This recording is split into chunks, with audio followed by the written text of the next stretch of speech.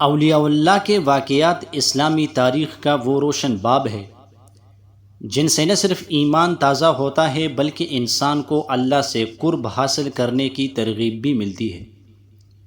ذیل میں ایک منفرد اور مستند اسلامی واقعہ پیش کیا جا رہا ہے جو اولیاء اللہ کی سچی کرامت اور قرب الہی کی مثال ہے۔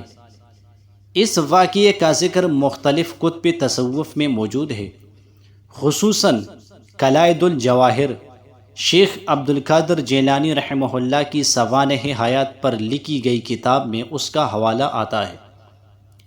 12ویں صدی عیسوی میں بغداد علم، روحانیت اور تصوف کا مرکز تھا۔ وہاں ایک ایسا ولی اللہ رہتا تھا جس کی علم، عمل، زہد، تقوی اور کرامت کی شہرت پورے عالم اسلام میں پھیل چکی تھی۔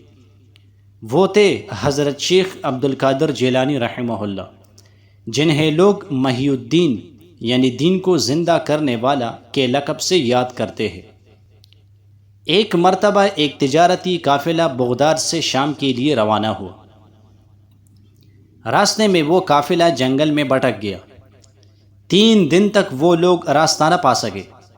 پانی ختم، کھانا ناپید اور دلوں میں خوف چھا گیا۔ آخر کار قافلے کے ایک بزرگ نے اللہ کے ولی حضرت شیخ عبد القادر جیلانی رحمہ اللہ سے دعا کروانے کا مشورہ دیا۔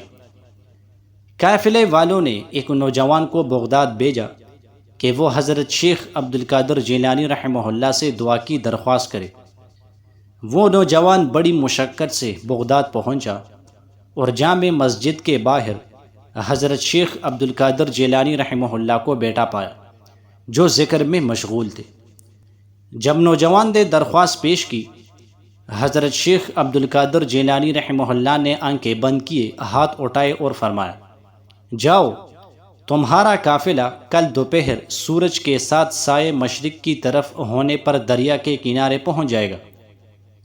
نوجوان حیرت میں پڑ گیا، مگر شیخ کی بات پر یقین رکھتے ہوئے واپس روانہ ہوا۔ ادھر قافلہ بھٹکا ہوا تھا۔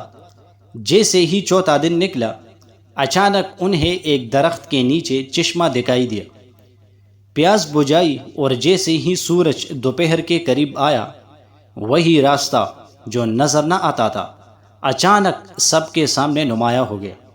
سب قافلے والے حیران ہو گئے کہ جس جگہ انہیں کچھ نظر نہ آتا تھا وہ راستہ اب بالکل واضح ہو چکا ہے۔ دوپہر سے کچھ پہلے قافلہ دریا کے کنارے پہنچ چکا تھا، بالکل ویسے ہی جیسے حضرت شیخ عبد القادر جیلانی رحمہ اللہ نے فرمایا تھا۔ جب وہ قافلہ واپس بغداد آیا تو سب لوگ حضرت شیخ عبد القادر جیلانی رحمہ اللہ کے دروازے پر حاضر ہوئے۔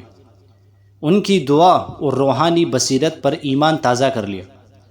قافلے کے سردار نے روتے ہوئے عرض کی، یا شیخ، آپ نے ہمیں اتنی دور سے بچا لیا، حالانکہ آپ ہمارے ساتھ نہ تھے۔ حضرت شیخ عبد القادر جیلانی رحمہ اللہ نے مسکرا کر فرمایا، جو دل اللہ کی یاد میں سچا ہوتا ہے، اللہ اس کی دعا کو قبول فرما کر اس کے اثر کو دور دراز جگہوں تک پہنچا دیتا ہے۔